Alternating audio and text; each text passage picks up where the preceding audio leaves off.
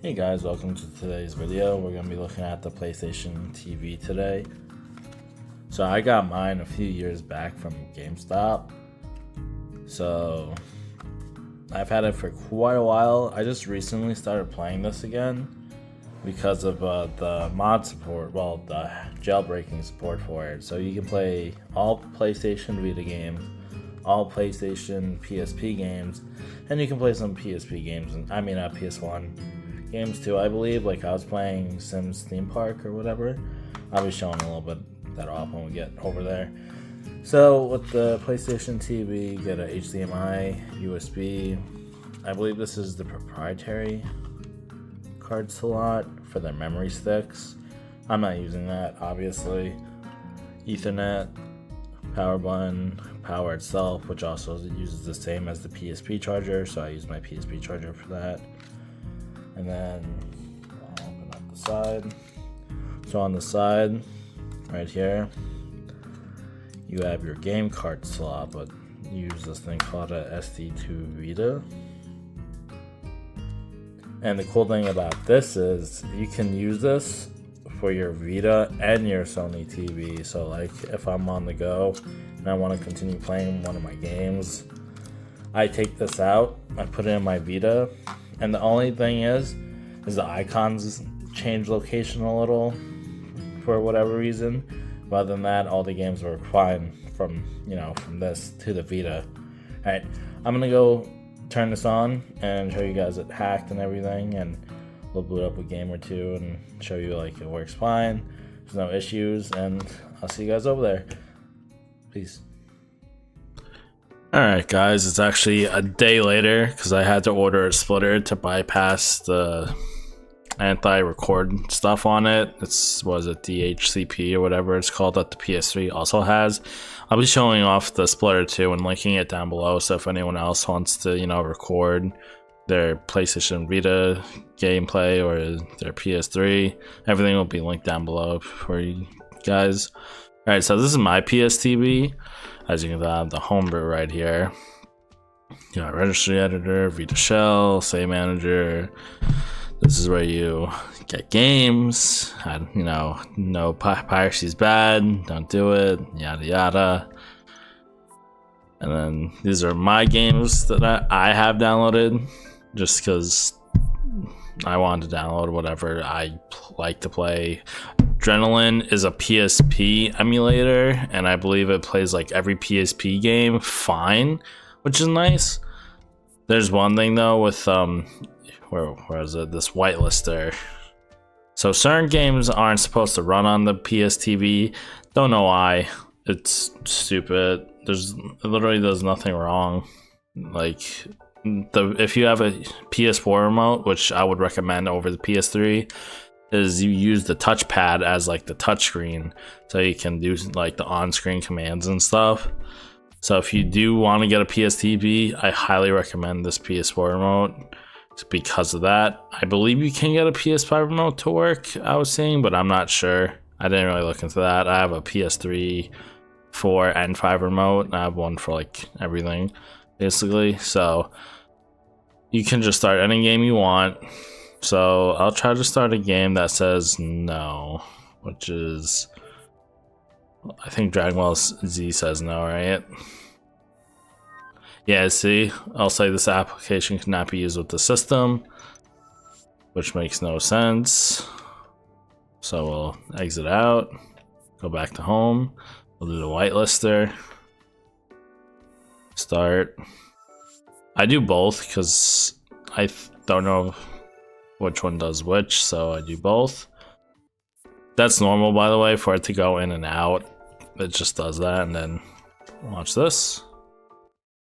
And just like that, you can play whatever Vita game you want, which is very nice. And especially if you're like someone like me trying to record footage, trying to show things off, this is very convenient for that. Like I use this for my PSP games, and it's very handy to when I want to play on the big screen or my monitor, I guess, to have that, because those small hands, like a lot, like, it's not like a great grip, at least for me, because my hands are like a little bit over medium. So I'll press start.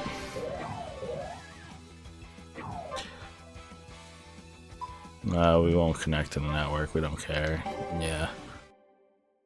So I'm just gonna show off this game and show off this. Like, this is the touchpad. You like click and then swipe to do commands. It's pretty intuitive. Single player.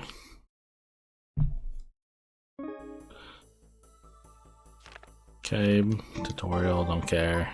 Alright, I'll go do mission 1 just to show off the touchscreen stuff.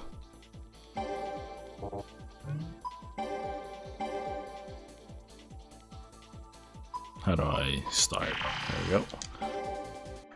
Alright, so you load in. Takes a little bit, but that's fine. It's not a big deal. So once we're loaded in, I'll show you guys the touchscreen stuff like this. Very nice that they added that. See?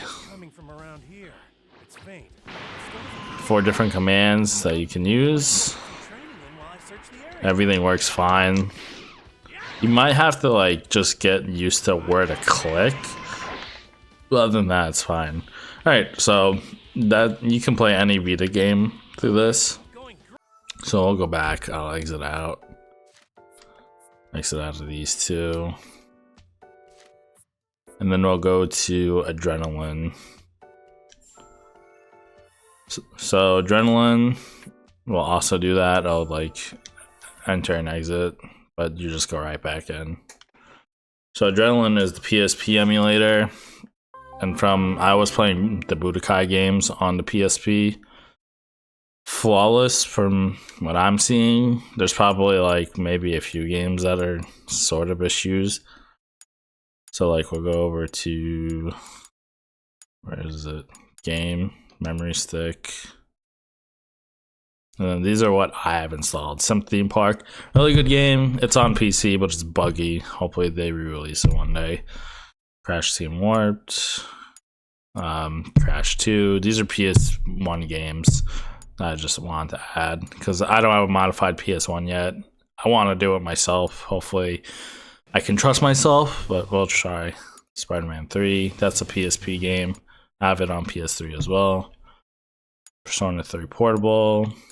So we'll go into like you can play the Midnight Club 3 game, Midnight Club Ballet Remix. We'll try another Dragon Ball game. I was doing Shin Budokai. So yep, you just boot it up. And it should work. Let's see. Alright, Atari. PSP loads a lot faster, but it's obviously smaller games. And just like that, you can play whatever PSP game you want. Get your backup, load it in the proper place on the SD card, and you'll be playing. I was playing this recently because I like the Budokai games. So, and I feel like these were never ported, so, and these are like a continuation. So like, we'll just go into chapter 1. Blah, blah, blah. Oh, that was literally just a story. So you can use either this, like the stick or the D-pad. So, because it's like meant for that. But yeah, other than that, everything works fine. Oh, damn. I didn't block long enough. Alright. Let's get out of that. I'll quit the game. There's other homebrew as well. Yeah, there's like SNES, NES, but like I have the original consoles, so I don't really care. And I have my analog pocket. So I'll do. So to exit Adrenaline, you hold the PS1, you go to settings, you go to exit Adrenaline menu. Oh no, not exit that. My bad. I mean exit PSP EMU. There we go, and then you're back to the Vita. the Vita TV, I guess. So in my opinion, it's definitely worth a grab if you find one for cheap, but I'll get more thoughts over by the kitchen table. All right, I'll see you guys over there. Alright guys, so this is the splitter that you need to capture either PS3 or PS Vita, I guess.